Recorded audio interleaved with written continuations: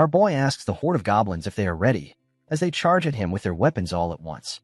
Our boy takes them one by one with his mace that is floating freely in air, and after he defeats tons of them, one of the goblins shoots an arrow at him from out of his line of sight, but our boy manages to deal with it with his club.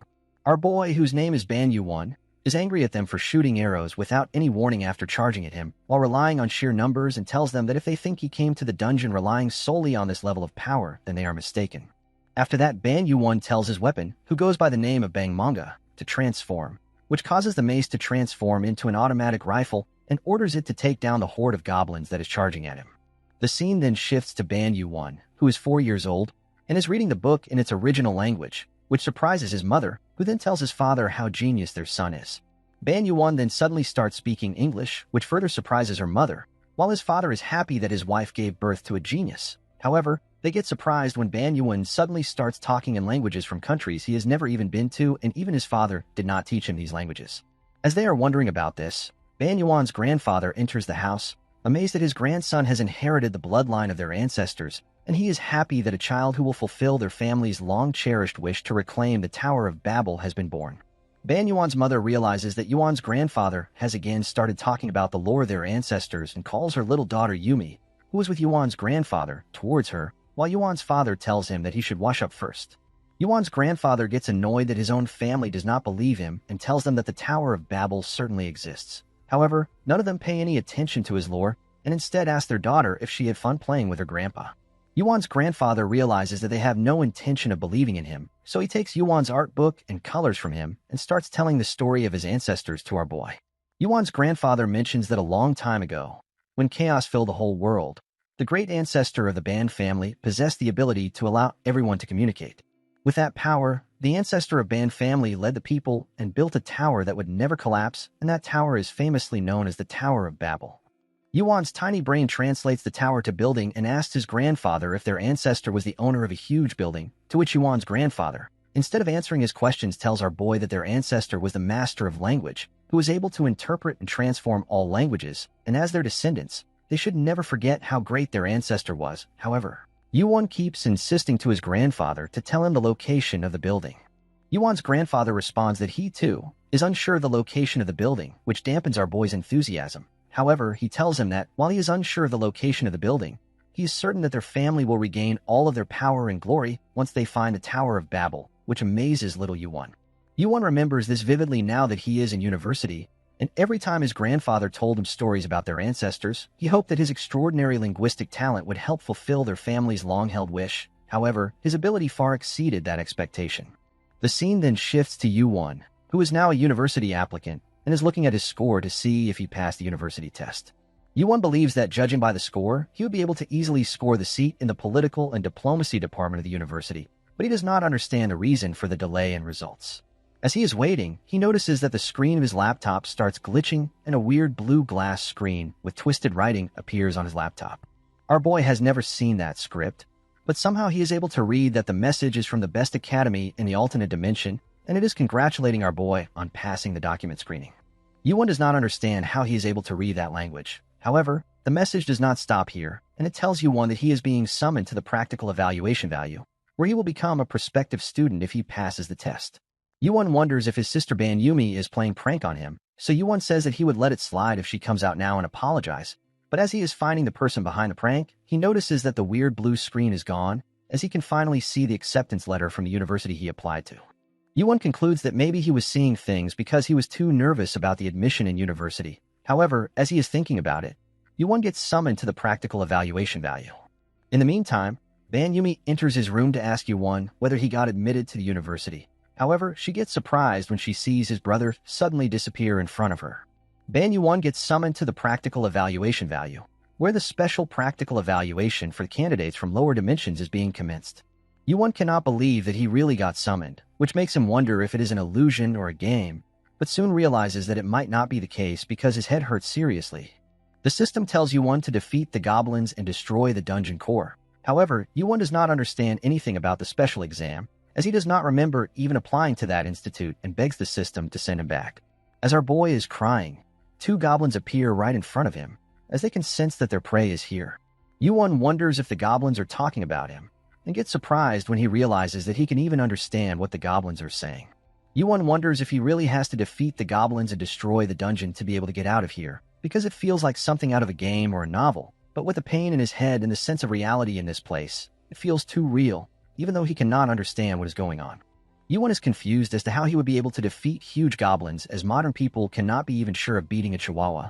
But as he is thinking, one of the goblins strikes his club right near our boy, which shocks Yuan, as he wonders if the goblin is able to see him. However, after seeing the high goblin swing his club a few more times like an idiot, Yuan concludes that the goblin is indeed can't see.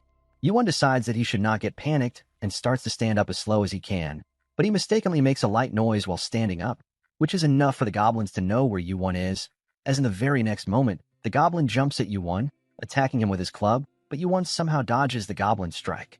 The goblin mentions to the other goblin that the sound came from here, and he is sure that someone is here, so they should not let it escape. Yuan tries his best to calm himself down and realizes that these goblins can't see him, and they seems to hunt by cornering their prey while talking to each other, as they are quite sensitive to sounds and movements, which means that no matter how well our boy tries to hide, they will eventually catch him. Yuan thinks that he should start thinking a way out of this mess in case he wants to live, and decides to use the habits of the goblins against them. Our boy throws 2 stones in front of him, which alerts the goblins, causing them to rush towards the source sound. But as they are busy finding the source of the sound, Yuan throws a huge stone towards the goblin, which hits on his head, giving him the idea that his prey is behind. The goblin hurls his club behind him, oblivious of the fact that goblin was following him, and hits the face of the goblin that was behind him. Yuan utilizes this opportunity and shouts at the goblin in their own language that the prey is resisting, which causes the goblin to strike at the other goblin. The attack was strong enough to take down the high goblin. However, it ends up falling upon the goblin, which renders goblin immobile. Yuan, who is watching the situation, notices that there is a club lying beside the goblin, so he picks it up and stands in front of the goblin, telling him that he should have seen this coming since the goblin tried to kill him. Our boy hesitates a bit before attacking. However, he tells himself to not hesitate, because if he hesitates for even a bit, he would not be able to even finish off this creature, and he would lose his chance of getting out of here forever. Yuan takes down the goblin, and our boy realizes that he has somehow managed to survive for now. However, as he is standing there, shiny runes flow out of the bodies of goblins, and the system congratulates our boy on his first successful hunt in the dungeon, rewarding him with the power of the higher dimension, which ends up amazing our boy beyond belief. The yellow light completely engulfs our boy, and the system mentions that the power of the Babylonian code has been unlocked, which will be displayed using ideograms, which is a language our boy is familiar with. The system then informs Yuan that the Chinese characters have been registered, which convey meanings directly through their form, phonetic characters that represent sound. The system goes on to say that 2 common concepts of demon and life were seized from the 2 goblins that Yuan just killed, while other concepts are too complex or insignificant for the holder's current level to absorb from. Our boy is shocked to find out that his ability is not just about language, but he can also extract different concepts from things. The system absorbs 0.2 demon points from the goblins and informs Yuan that demons are inherently a concept that humans cannot possess, so it is recommended to store or separate this in the Babylonian code and apply it to other objects. After realizing that he is able to either keep or apply the concept, our boy grabs the concept of life and decides to try it on himself, which ends up increasing his life from 10 to 10.4 points. The system informs Yuan that his overall abilities and potential are enhanced, which is something Yuan can experience right away as he realizes that he is feeling more confident than before. Yuan power also absorbs 0.2 points of the concept, which makes Yuan's body quite healthier as it increases his strength. Yuan gets Super C when he realizes that it is not just a feeling. Rather, his grip strength, leg strength, skin, and many other body parts have improved, and he feels a lot stronger than before. Yuan finds out that the reason he was able to achieve that was because he absorbed different concepts from the goblins and understood them. As he is getting amazed over his new strength, Yuan realizes that the goblins that had their abilities absorbed disappeared, and all that is left are 2 clubs, which makes our boy conclude that if the act of applying concepts works not just on his own self but also on other objects, then he might be able to clear this dungeon and go back home. Yuan decides to utilize the concept of demon onto the club, which he is going to use as a weapon, and stands up to kill all the goblins. The scene then shifts to the Yuan who is standing in front of the dungeon core, after defeating the horde of goblins with his newly founded powers. Yuan finally manages to destroy the dungeon core, after which the system congratulates him for passing the practical test of the lower dimension special examination, which makes our boy wonder if he is finally allowed to go home. But he was not sent to his home. Rather, the system transferred our boy to the dormitory. Yuan was transferred to Union Academy, which was located in a world Yuan had never seen before. The system once again congratulates Yuan on passing the practical exam and becoming a provisional student, after which the system tells Yuan to wear the assigned uniform neatly and attend the interview. Yuan gets shocked after he hears the mention of interview, but he cries at his fate when the system tells him to wear the proud uniform of Union Academy, as he wants to enjoy his freshman days. Yuan, who unwillingly wears the Union Academy uniform, complains that the idea of an interview right after being put in a near-death situation is ridiculous, so our boy decides to give the person in charge of this entire practice exam a piece of his mind when he meets him. Yuan walks out of his room while wearing his uniform, intending to rant at the person in charge for what he did to him, and at the very least, decides to demand compensation for his transportation. But as Yuan enters the room where interviews are being held, he is greeted by a beautiful woman, who, despite having green skin like that of an alien, is very charming. The beautiful woman introduces herself as Yamina and tells Yuan that she is the professor of magic combat at Union Academy. Yuan forgets everything he wanted to rant about to the person in charge and becomes timid in front of Yamina's beauty. Professor Yamina congratulates our boy on passing the practical exam and informs Yuan that his test process caught the full attention of all of the faculty, as he is the first student in 500 years to create a new artifact during the evaluation process, which is something that even the professor finds very amazing and mentions that it is an exceptional case as it is even beyond the special examination. Yuan does not care whether he is special or not, as he was brought here without knowing anything and almost died. Yuan wonders if their way of thinking is different because they are from different worlds and decides to leave this strange school right after the interview ends. However, he changes his mind when he gazes at the tower from the window. Yuan asks Professor Yamina about the name of the pillar, which surprises Yamina because it is supposed to be a common knowledge, but soon remembers that the people from the lower dimensional worlds do not know anything about Union Academy or the pillar. Professor Yamina informs Yuan that the pillar is the very reason the Union Academy was established, as the very purpose of this academy is to raise students with the greatest talents across dimensions and help them reach the top of the tower, and that is the aspiration of the Union Academy. Professor Yamina informs Yuan that the name of that pillar is the Tower of Babel, which is a dungeon among the dungeons and is the origin of all the mysteries and dangers in this world, which makes it the final hope that is shared by all the dimensions. Yuan gets amazed to find out that the building he heard so much about is right in front of him, but he is a little bit surprised after finding out that it is a dungeon, which makes our boy wonder whether strange monsters have taken over the tower. However, he decides to not worry about it and decides to take back the glory of his family and his ancestors. At that very moment, our boy decided to enroll in Union Academy, and thanks to the special treatment from Professor Yamina, Yuan was sent back home, where he gathered his whole family and explained everything that happened with him. Yuan's grandfather was shocked to find out that his grandson finally found the Tower of Babel and praises him a lot. The scene then shifts to the lower dungeon of Union, where our boy is inside the Hobgoblin Cave, preparing for enrollment while massacring the hobgoblins present in the cave. Our boy is killing the goblins with his automatic rifle, which is possible because of his enhanced abilities, which he had limited only to language before, but now Yuan's Babylonian code is completely different, and after killing many goblins, he has seized many concepts. Yuan has managed to seize 3.4 points of the concept of demon, 6.8 points of the concept of life, and 0.57 of the concept of shooting. Yuan is now able to verbalize, absorb, and manipulate the concepts of all objects, and when he defeats an enemy, he is able to recognize the concept he can recognize, and the more he acquires, the stronger he becomes. Yuan imbued the concept that he obtained from his first dungeon inside the Blind Goblin Cave into a club and strengthened it into a weapon. Yuan's current weapon is a club that is infused with ghostly energy and is the very first artifact that Yuan created, which not only can reveal its true form at the owner's command, but can also transform and act freely, which makes it an autonomous artifact. Yuan is very fond of his weapon, which he made by chance, and because of it, he was also able to get good evaluation results. After defeating all the dungeons, Yuan decides to sort out the spoils by doing a code check, but as he is sorting out the spoils, he realizes that there is a soul concept, which is something he has never seen before even after gaining lots of concepts. As he is wondering, Yuan's weapon starts acting weirdly, which makes Yuan realize that he probably wants this concept, so he decides to give this new concept to his weapon along with some life, ghost, and spirit concept.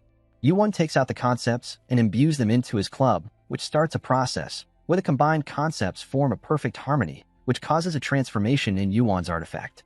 The system mentions that combination of 2.5 points of the concept of ghost and 4 points of the concept of beast creates a perfect synergy that results in a fusion that goes far beyond the current depth. Yuan is shocked at the mention of the concept of beast and wonders if one of the concepts that he had left alone suddenly fused. The transcendental fusion results in the formation of the ghost beast, which transforms Yuan's cherished club into a beautiful white snake. Yu-Won realizes that the combinations of the characters for Ghost and Beast form the Ghost Beast, which is something he thinks is straight out of fantasy. Yu-Won wonders if he can touch the snake, so he moves his hand closer to the white snake, but hesitates for a moment when he sees no reaction from the snake. However, a few moments later the snake starts acting friendly with our boy, which makes our boy conclude that the white snake has the same personality it had when it was a club, and wonders if it can still transform itself into a magic gun or shield. Yu-Won finds his newly transformed weapon quite cute and decides to name it Eve. Yu-Won then decides to head back after checking the growth stats, and based on what he has experienced so far, the life in his growth stats is a concept that is quite similar to level in a game, while flesh, on the other hand, seems to represent physical stats. However, Yu-Won does not understand the reason for his high soul stat. Yu-Won decides to skip what he does not understand and takes a look at all-seeing eyes and all-hearing ears, which he believes are related to his language skills. Yu-Won then decides to check the stats of Eve and asks if she believes that she is capable of surprising other people now, to which Eve shakes her head, but Yu-Won does not mind it because, to him, what matters is the growth rate. After successfully destroying the dungeon core, Yu-Won decides to return to Union Academy to attend his entrance ceremony, where the academy is decorated flashily for the entrance ceremony. Our boy gets teleported right in the middle of the summon hall and is surprised to find so many students and activates his all-seeing eyes, which are the eyes that read everything, and depending on the proficiency, they also allow the user to understand the aura and the spirit of a target more deeply. With the help of his all-seeing eyes, Yu-Won is able to find out that unlike him, who entered through a special admission for lower dimensions, the regular students who came through the normal process look really strong, and Yu-Won thinks that they are at least 10 times stronger than him. However, even with his all-seeing eyes, Yu-Won is not able to find his seat, and as he is wondering about that, Yu-Won is approached by some students, who tell him to get lost at the end of the room if he is from a lower dimension, which is something Yu-Won already expected. As people who came in through the regular process have high opinions of themselves, and they are discriminating against our boy, just because he is from lower dimension. Yu-Won realizes that even in this prestigious academy, the people who have power and strength look down on those beneath them, which makes our boy wonder if this kind of thing is the same wherever people live. As Yu-Won is lost in his thoughts, a yellow-haired student, who is sitting at the end of the conference room, shouts at Ban Yu-Won, telling him that the special admission students are to be seated here. Yu-Won walks towards his seat and realizes that they are quite far from the rest of the seats, which make it feel like an exile, but as he is wondering about the seating position, Yu-Won looks at the stats of the special admission students and realizes that all of them have abnormally high stats, to the point that they easily mop the floor with the regular students. The yellow-haired student realizes that Yu-Won is lost in his own thoughts, so he brings him back to reality, on which Yu-Won greets a Slight and mentions that these special seats are quite amazing. However, a Slight does not find anything special with these chairs. Asalite is the handsome roommate of Yu-Won, whom he met at the dorm before the entrance ceremony, and their first meeting was a bit unusual, as a Slight pointed his sword at our boy as soon as our boy entered the room and only lowered his sword when Yu-Won told him that he is a freshman in the Union Academy and a Slight is his roommate, after which a Slight apologized for his actions, telling Yu-Won his nerves were a bit sharp since he just finished a practical exam. Yu-Won's first impression of a Slight were of a prince from a fairy tale, which had quite a bit of temper, but considering how a Slight apologized first, Yu-Won thought that he would not be a bad guy. But Yu-Won soon realized that it was not the case because a Slight made fun of Yu-Won for struggling at killing goblins, as even a new recruit with basic training could hunt a goblin easily, and bragged at Yu-Won for having a group of trolls and ogres as a practical exam opponent, which made our boy realize that a Slight is a totally oblivious guy. Yu-Won did not mind having a Slight's company, as it had been a while since he talked with someone, but as they were talking, Yu-Won realized that they had not even taken a shower, so he suggested to a Slight that they should wash themselves up, to which a Slight agreed, but as they were going to dorm shower, a Slight felt awkward and told Yu-Won to go wash himself first. Yu-Won was surprised at this level of awkwardness, but he did not pay attention to it at that time. Yu-Won realizes that there are 2 other students sitting on the special admission designated seat, so he greets them one by one. However, he shies out when he greets the pink-haired girl. Yu-Won then greets the white-haired girl who is sitting beside the pink-haired girl, and freaks out for a moment when he sees her staring at him. Yu-Won asks the white-haired girl if there is anything wrong, to which the white-haired replies that the thing wrapped around Yu-Won's arm is quite interesting, on which Yu-Won takes out Eve, asking the white-haired girl if she is talking about the snake. Yu-Won is amazed that white-haired girl is able to see Eve, and a Slight is surprised to see the club from before change into a cute snake, while the pink-haired girl asks Yu-Won if she can touch it. The white-haired girl is quite impressed by Yu-Won, so she introduces herself as Dako Yun, and tells Yu-Won that she is the daughter of a martial artist. Yun asks Yu-Won about his name, to which Yu-Won introduces himself and asks Yun if by martial she means people who know how to shoot energy blasts. Everyone lets out a giggle after hearing such a bizarre explanation of martial arts, and Yun tells our boy that his understanding is not entirely wrong, on which our boy adds that since they have got fantasy, there is no reason martial arts would not exist. The pink-haired girl introduces herself to Yu-won as Rachel, while a Slight, on the other hand, also introduces himself to Rachel and Yun, but Yun does not show any friendly behavior. Yu-won then realizes that the ceremony is about to start and notices that Professor Yamina is also present at the ceremony. A Slight asks Yu-won if he also had a consultation with Professor Yamina, to which Yu-won nods, asking a Slight if he was also interviewed by Professor Yamina. As they are talking, the ceiling of the auditorium suddenly opens up, and everyone hears a voice, which induces a huge pressure and fear upon every student present at the ceremony.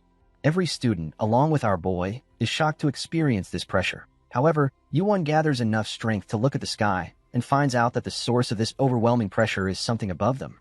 Yu-won notices that there is a massive eye in the sky, which is commencing the entrance ceremony for the 2557th Union Academy class.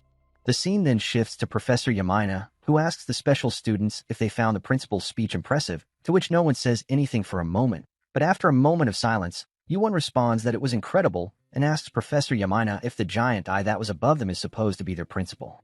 Everyone, along with Professor Yamina, is shocked to find out that Yu-won was able to see that eye and had enough strength to look upon it in the sky, as most people were too intimidated to even look up. However, Yu-won does not know if it really is an impressive thing, as Yun concealed itself completely using some kind of special method. To make sure he does not get any attention, Yu-won changes his narrative, telling everyone that it felt like a giant eye was watching them. However, Professor Yamina does not pay any attention to that, telling Yu-won that the being he saw was indeed the principal of this academy, and they would probably not see him again unless they achieve something special or cause an incident. But Professor Yamina feels that Yu-won might end up getting a private meeting with the principal. However, Yu-won believes that instead of a blessing, it looks more like a curse. Professor Yamina tells Yu-won that it is not like that, as the achievements of the students are also her achievements as their professor, and tells everyone to work hard. A Slight gets surprised after hearing this and asks Professor Yamina if she is going to be in charge of them, to which Professor Yamina nods, and formally introduces herself to the special students, informing them that she has been assigned as the homeroom professor for Class 11, which is the class for special admissions, telling them to work hard for the next 5 years. A Slight asks the reason for Professor Yamina's being assigned as their homeroom teacher, because usually the lower-tier special admissions students are assigned to associate professors, to which Professor Yamina responds that it is true. However, the students of this year are so special that she was given the responsibility. Professor Yamina finds these 4 students really special and thinks that it is quite strange that only they were selected.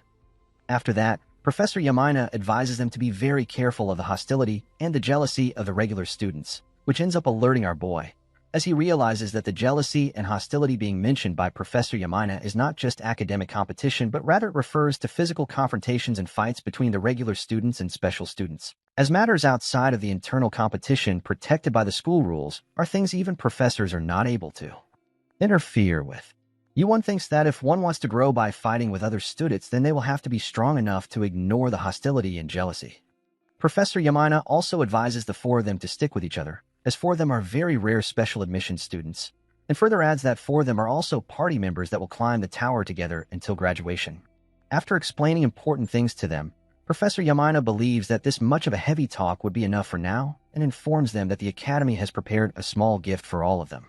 Professor Yamina snaps her finger and vanishes from the room, telling the special students that she will explain further rules and details after they have received this artifact in front of them.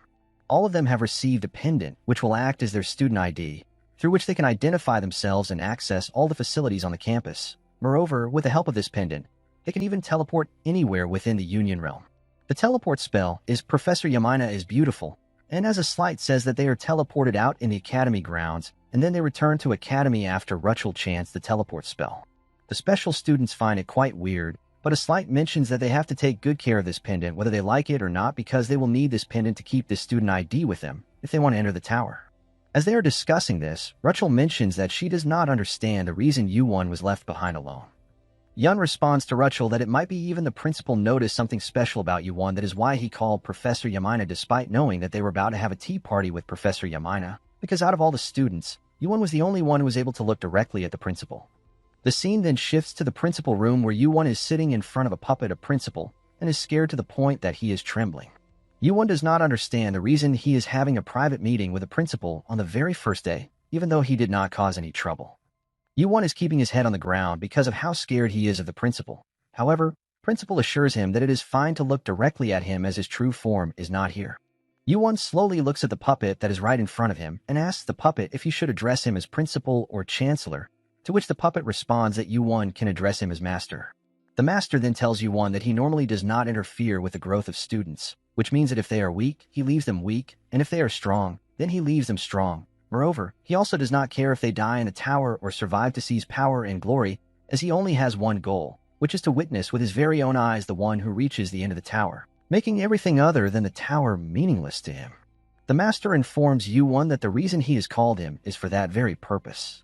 Yu-won is amazed at the ambition of the master and thinks that from the time of his ancestors up until Yu-won, the Ban family has been determined to reclaim the tower along with all the power and glory it offers, and the very reason Yu-won is ready to risk his life is to reclaim the tower, but he wants to know what does tower means to the chancellor and other hundreds and thousands of students. Yu-won wants to know the reason everyone comes all the way to this dimension to climb the tower, so he asks the master about the reality of the tower, to which the master responds that the tower is the path to the divine, and it is a sort of trial that leads to the divine. Yu-won wonders if by divine the principle means what different tribes of the Amazon believe, and thinks that it is far more complicated than he thought it would be. The master then continues from before, telling Yu-won that even though he does not interfere with the hardships of the students, he is willing to make an exception this time exclusively for Yu-won, solely because he sees a huge potential in Yu-won, which he has not seen in anyone before him. So he uses his authority to make some arrangements to help Yu-won climb the tower. The master's magic reacts with tape pin that Yu-won was wearing, after which the master informs Yu-won that he has expanded his exploration privileges outside the academy, which means that Yu-won can now travel to any dungeon, and with this, he hopes that Yu-won will make sure to hone his skills before climbing the tower.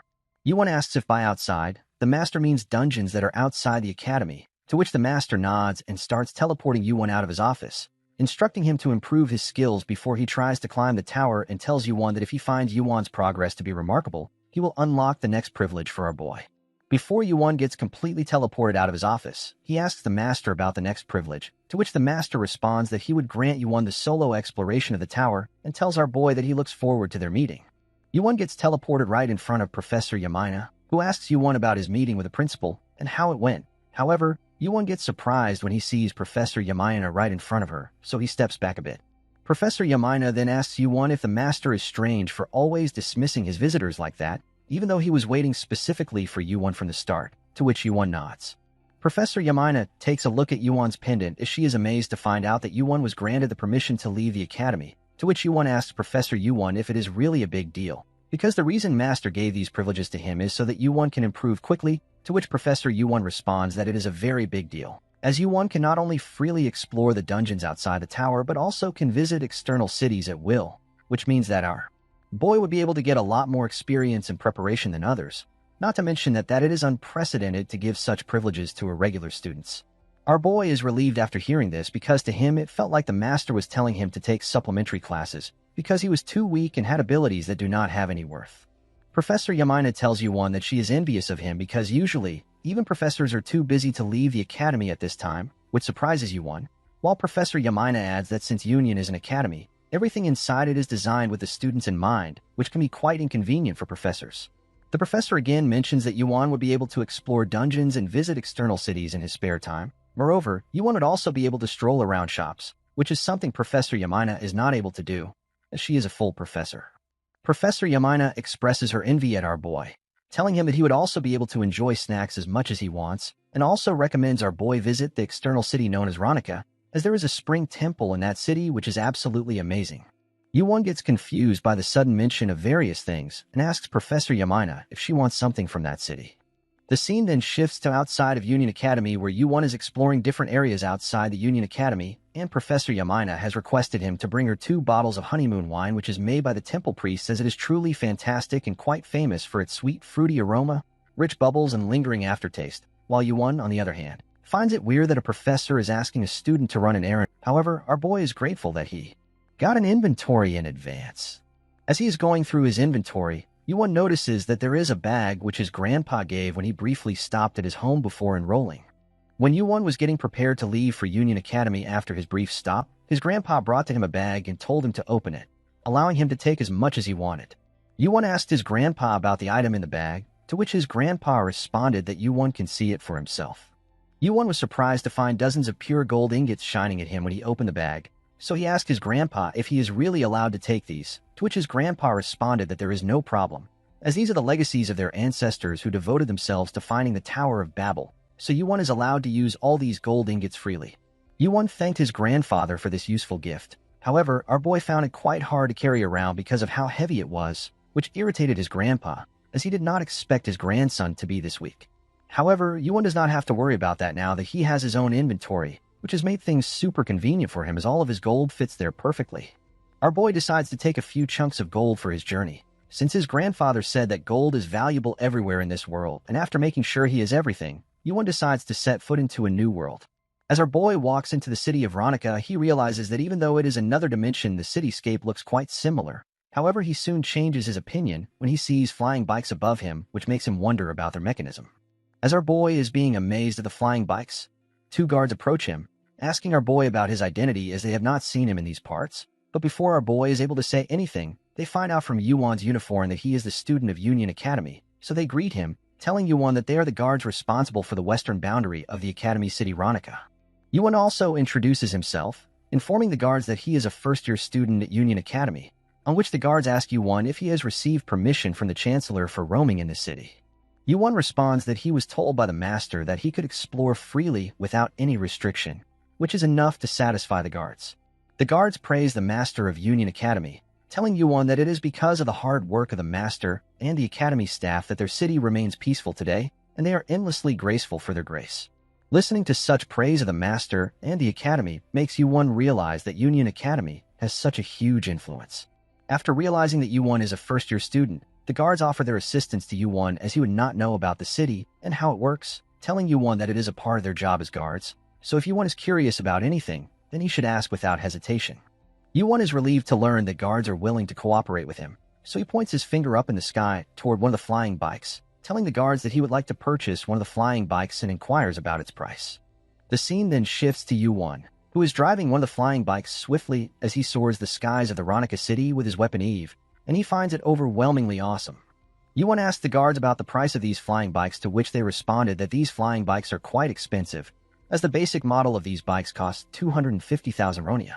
Yuan had no idea how much 250,000 ronia is worth, so he took out one of his gold chunks which he had withdrawn from inventory and asked the guards whether it will be possible to buy a flying bike with this brick of gold.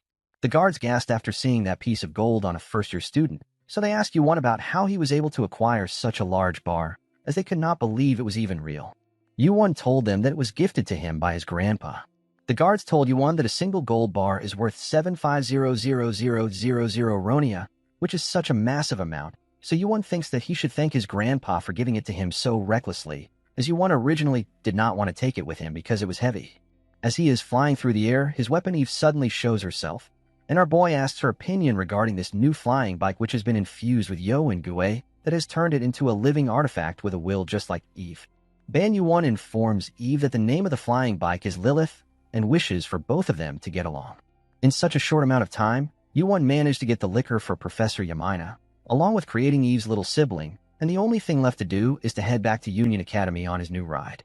The scene then shifts to cafeteria, where Yuan's had a hangover from drinking with Professor Yamina last night, so a Slight offers him a glass of water, telling Yuan that he is quite disappointed in him, as a Slight cannot believe that after the meeting, Yuan went out without a word and came back with a hangover. Yuan apologizes to a Slight, telling him that Professor Yamina insisted on drinking with her until the sunset, and their faces both turned red, not to mention that it was Yuan's first time drinking wine, while Rachel, on the other hand, not paying attention to the conversation that is going on, thinks that Yuan smells like flour. A Slight mentions that if Yuan had told me that he was with Professor Yamina earlier, then a Slight would not have waited or worried for him. Yun notices that Yuan is wearing a badge on his uniform, so she asks Yuan if that badge is the sign of the representative role which he got in return for drinking with Professor, to which Yuan responds that if one thinks of being something like class president, then it would be true. A Slight remarks that because Professor Yamina is in charge of them, they have no choice but to accept Yuan as their representative. However, Yun responds that instead of Yuan, she is more deserving of representing the special class because she is the strongest here, which Yun believes Yuan would agree with. However, a Slight believes that it is a strange way to put it since they are supposed to be equal comrades, but they need to clear something up regarding what Yun just said about being the strongest here, and mentions that the attitude of acting like one is the best is not good for their future tower climbing, Moreover, a slight adds that he also does not agree with Yun being the strongest. Yun scoffs at a slight's comments and mentions that it is ironic for the same person who asked the Professor Yamina yesterday about climbing the Tower of Babel alone to be talking about equal comrades, as there is not equality in that. Yuwon and Rachel both remember that a slight said something like that, so they both give him a stare, as if he is the culprit. However, a slight assures them that it was just out of curiosity, and it is not that he does not want to party with them. Yuwon, who was watching this whole drama, expected that there would be some animosity starting from the morning class, so to deal with it, he was going to suggest making a plan out in advance, but before our boy was able to say anything, the group already got a rough start. Our boy does not want to be class president either, but after watching this drama, our boy kinda get why Professor Yamina chose him out of the four of us, as a slight is remarkably clueless, but his pride is ridiculously strong, while Yun, on the other hand, is self-centered and strong individual, but is bound to make enemies. And Rachel does not have the personality to lead or nurture others, as he is surprisingly passive. All of this makes our boy sigh in pain, as he has to deal with the special admission students, and tells everyone to calm down and instead hear him out. Yuwon mentions that a class president does not need to be the strongest and actually should not be the strongest, which makes Yun curious about the reason, so she asks Yuwon for the reason behind it, to which Yuwon responds that if the class president is the strongest person, then they will make all of the decisions on their own. Yuwon mentions that a class president, whose sole purpose is to unite the whole class, cannot make all of the decisions on their own. Yuwon's response renders everyone silent.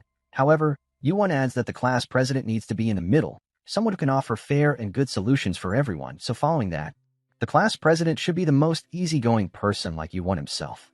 Yun has suspicions about Yuwon being the easygoing person. However, she decides to go along with his reasoning for now, since the professor who is in charge of the class has the authority to appoint the class president and starts to walk out. But before she goes, Yun mentions that the only person she wanted to lead the most is Yuwon, which sends shivers down Yuwon's spine. Yun further adds that even if there is something that she finds unnecessary, then she will have to accept that unnecessary as well if she wants to get what she desires. Yun's comment shocks both a slight and Rachel, while a slight on the other hand is quite irritated by it, but Yuwon tells him to calm down. Yuwon lays down his head on the table after dealing with the drama at the very first, which makes him feel like he is on a battlefield instead of a school. Yuwon thinks that the issue of pride will take time to resolve, so he decides to take things slow. But as he is wondering about how can he work efficiently as a class representative, Rachel makes puppy eyes in front of Yuwon, asking him if the cute snake from before is gone now, as she really wanted to touch it once more. Rachel's bizarre request makes Yuwon feel like he is standing in a place that is full of landmines. However, this also did not stop here, as Ban Yuan's first lesson as the class president of Class 11, which was filled with unique individuals, started off with lots of difficulties, as the other students wants to take down the special students. The reason for this fiery environment is because of the announcement from the professor, who thinks that they should start today's lesson with a light sparring session. The regular students are fired up to crush the special students and are fighting one another over who is going to fight them. Some of them even go as far as to directly call the special students to come to the fighting arena, while others are irritated to see Professor Yumina's brooch on Yuwon's uniform. A slight is amazed to find out that the Union Academy divides the classes based on abilities of the student, and he also notices that Special Class 1 seems to hate them, only because they are special admission. However, Yuwon believes that it is because he is wearing something provocative that has started this. One of the students is angered to see Yuwon, whom he considers a weakling, wear a brooch from Professor Yamina, who is known as the Goddess of Flowers, but what angers him more is the fact that Yuwon had the nerve to wear it in front of him, as this is something he will never acknowledge, so he shouts loudly at Professor, which silences the rest of Class 1, to allow him to test Yuwon's skill himself. The professor accepts his proposal and tells Yuwon to step up, as he would be sparring with Erecto, the student who is furious at him. The scene shifts to Professor Yamina, who is observing the special admission students in their recent class. She is surprised to discover that her students are having a joint session with Special Class 1 on their very first day. What surprises her even more is that the first period is focused on comprehensive practical combat, a highly advanced subject unsuitable for beginners. She finds it implausible that a student from the lower dimension special admissions group could spar with upper dimension students. Professor Yamina suspects that someone deliberately designed the curriculum this way, and while she doesn't know who is responsible, she senses malice behind the setup. During the session, the professor leading the joint class calls Yuwon to the arena, announcing that he will be sparring with Erecto. Yuwon politely declines, apologizing and explaining that he doesn't believe he can gain anything from the match due to his lack of combat skills. The professor, unimpressed, deducts 3 points from Yuwon's credit score and insists that he step into the arena, dismissing his excuse. Yuwon, perplexed by the professor's behavior, begins to suspect that the professor's intention might be to humiliate him in front of everyone. Yuwon calmly tells the professor that his statement is not an excuse but a fact. He explains that he wasn't accepted as a special admission student for his combat abilities, but rather for the unique skill set he possesses. Offering a solution, Yuwon suggests that if the professor is truly curious about his capabilities, it would make more sense to assess him in a way that aligns with his strengths, rather than forcing him into a sparring match.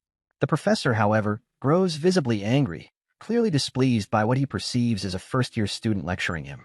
Yuwon, unfazed, counters that learning is necessary for everyone, whether they are a student or a professor. He even reminds the professor that he is merely an assistant professor, subtly challenging his authority. This infuriates the professor further, prompting him to deduct 5 additional points from Yuwon's credit score. Realizing that the professor has no intention of listening to reason, Yuwon changes tactics. He suggests postponing the sparring match by a week, explaining that with just a week of preparation, he would be better equipped to participate. The students of Special Class 1, however, find Yuwon's suggestion laughable, unable to believe that a mere week of preparation could make any difference. Because there is no way Yuwon could possibly stand up to them after only a week, given that his abilities appear to be at rock bottom. The professor, visibly displeased with how Yuwon seems to be ignoring his authority and setting the schedule on his own terms, grudgingly accepts the suggestion. Meanwhile, Yuwon pointedly reminds the professor that he wouldn't be able to enforce anything since he isn't even a full professor. The professor grows increasingly irritated by Yuwon's remarks, but chooses to hold his tongue. Announcing the decision, the professor declares that there will be an official sparring match between Erecto and Yuwon next Tuesday. He emphasizes that the match will be entirely public and broadcast live throughout Union Academy. This revelation makes Yuwon realize that the professor's intent goes beyond simple humiliation. He is deliberately turning the match into a spectacle. The professor warns Yuwon that if he fails to display his abilities after asking for preparation time, the consequences will not be favorable. Yuwon, however, responds with a cold and measured yes, which only serves to further aggravate the professor. Afterward, Yuwon calls out to Erecto, stating confidently that he is looking forward to their match next week. Erecto, however, does not offer a polite response, his demeanor cold and dismissive, as he finds Yuwon annoying for wearing the brooch from Professor Yamina. However, Yuwon wasn't expecting a polite response from Erecto. His intention in calling him out wasn't to engage in banter, but to use his eyes of infinite reading to confirm Erecto's stats. This unique ability allows Yuwon to read everything about a target, and depending on his proficiency, it offers deeper insights into the target's aura and spirit. Yuwon quickly discovers that Erecto's life force and physical stats are absurdly high, as expected from a student of the special class. Erecto's life force is 5 times greater than Yuwon's, and his body is 10 times stronger. Despite this overwhelming difference, Yuwon observes that Erecto is still nowhere near the level of Rutschel and a slight. He realizes that to climb the tower alongside his classmates, he must at least surpass Erecto's current level. As Yuwon returns to his classmates, he notices that both Rutschel and a slight appear unusually gloomy. Wondering if they are worried about him, he is about to ask when he suddenly hears Yun challenging the students of Special Class 1 to a fight. Unlike Yuwon, Yun specializes in combat and boldly announces that anyone curious about the skills of special admission students is welcome to step up and face her, as she is more than willing to accept a sparring challenge. However, the entire class remains silent.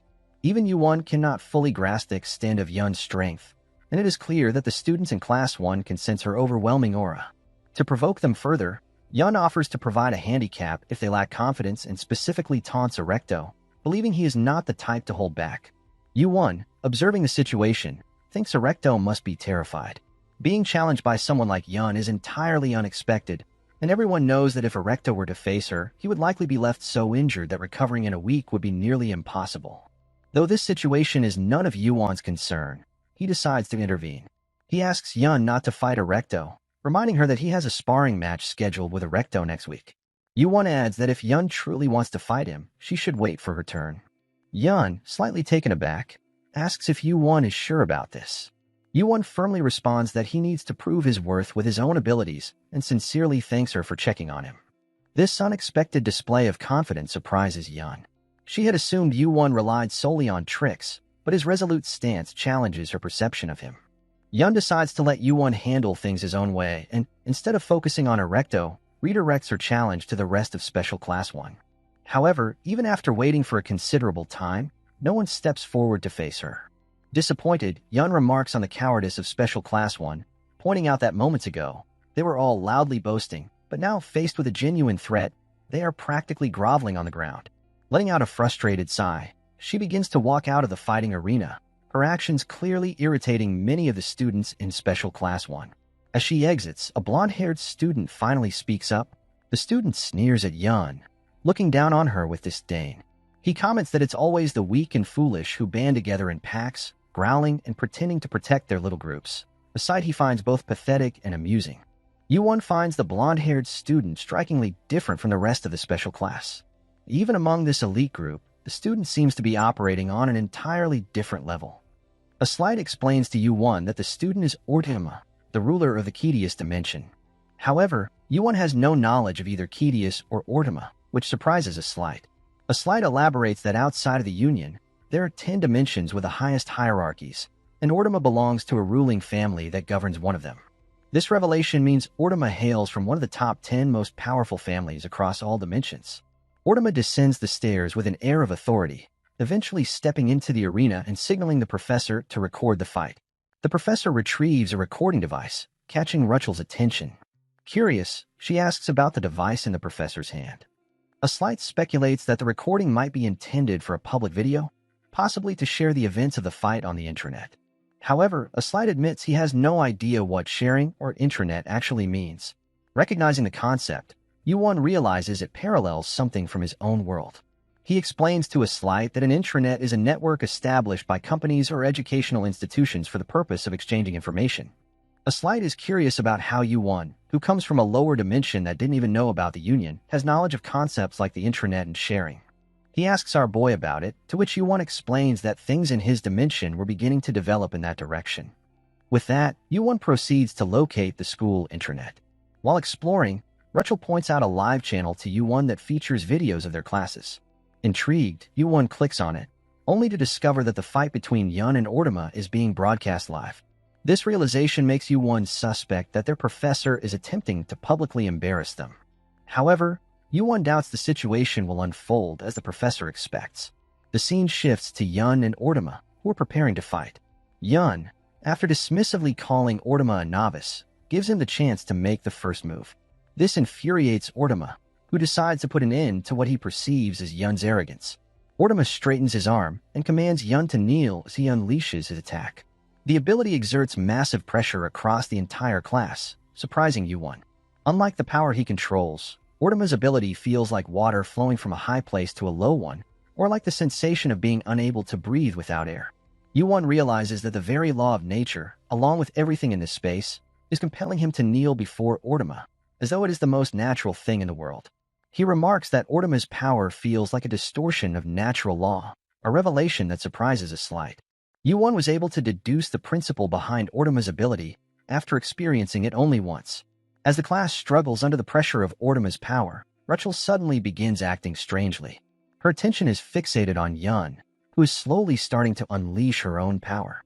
With seemingly minimal effort, Yun uses her ability to effortlessly neutralize Ortema's attack, leaving Yuwon astonished. He marvels at how Yun was able to completely extinguish her opponent's energy merely by raising her own. Ortema, amazed by Yun's display of power, grudgingly acknowledges her strength. However, Yun dismisses his abilities, comparing them to his two horns and calling them equally ridiculous. She goes on to express her disappointment, saying that if this is all Ortema is capable of, he has nothing to offer. Enraged, Ortema declares that he has far more power to show, and begins to unleash his next ability. But before he can complete the move, Yun closes the distance and lands a powerful kick to Ortema's stomach, interrupting him mid-action. Yun tells Ortema there is no way she will let him repeat the same attack twice, especially since it's an obvious move that grows stronger as the opponent gets closer. Despite her swift action, Ortema manages to block Yun's attack using both hands, though it's clear he finds the situation unpleasant.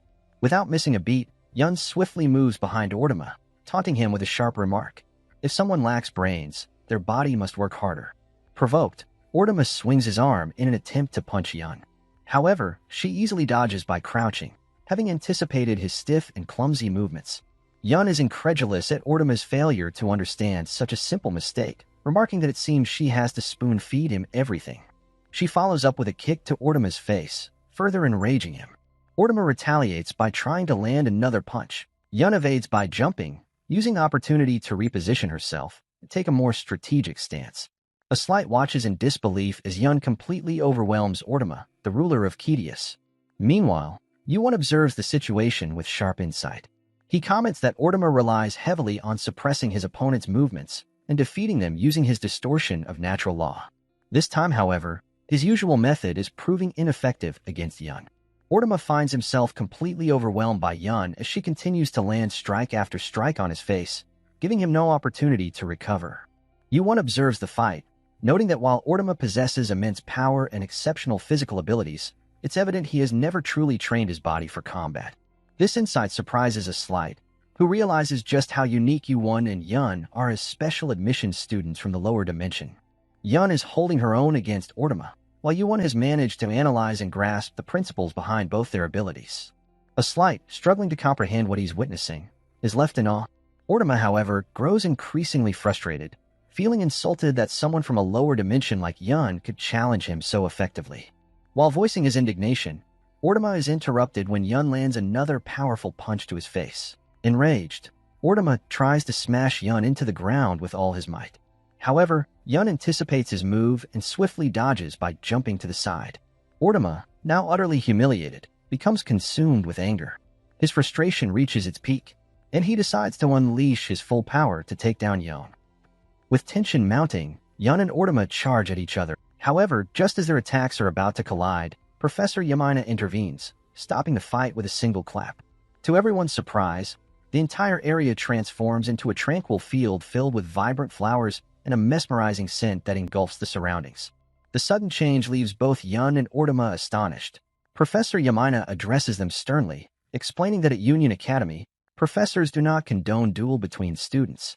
She advises them to reserve their strength for challenges like the Tower of Babel. With a snap of her fingers, Professor Yamina undoes the transformed field, restoring everything to normal. Yuan, watching from the sidelines, is stunned by the surreal sequence of events. He briefly wonders if it was a hallucination, but the lingering strong scent of flowers leaves him baffled. Ortama, still annoyed by his inability to defeat Yun, seethes with frustration. Yun, on the other hand, praises Professor Yamina for her impressive display of strength and control, acknowledging her as a formidable figure at the academy. Yun walks over to her classmates and asks Yuan for his opinion on her fight. Our boy responds that the fight was incredible, and even watching it was immensely helpful for him. As he speaks, Rachel suddenly grabs him from behind, surprising Yuan. He turns to ask Rachel if she is still scared of Yun. While encouraging her not to be afraid, Yuan overhears Professor Yamina scolding Professor Farrell, the assistant professor, for poorly conducting the class.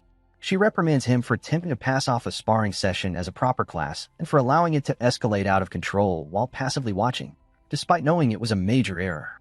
Professor Farrell apologizes, but Professor Yamina informs him that his actions cannot be resolved with simple apology and warns him to prepare for a fitting punishment. After addressing Farrell, Professor Yamina approaches Yuan and adjusts the brooch she had given him, reminding our boy that, as class president, maintaining dignity is of utmost importance. Yuan is reminded by Professor Yamina that as class president, he must not wear his badge upside down. After ensuring all immediate issues are addressed, Professor Yamina leaves the class with Professor Farrell. However, her act of adjusting Yuan's brooch inadvertently stirs another problem, as it incites anger among the students of Special Class 1. They cannot believe that someone they perceive as a weakling, like Yuan, would receive such attention and privilege. The scene then shifts to the cafeteria, where Yuan is seated with his classmates, checking the school's reactions following Yun's recent fight with Ortama, the ruler of the Kedius dimension. Before watching the fight, most students were shocked to hear that Yun, someone from a lower dimension, had completely overwhelmed Ortama, a feat they found difficult to comprehend. Some students initially defended Ortama, considering him the top student of the year, but after witnessing the fight, they not only became fans of Yun but also withdrew their support for Ortama.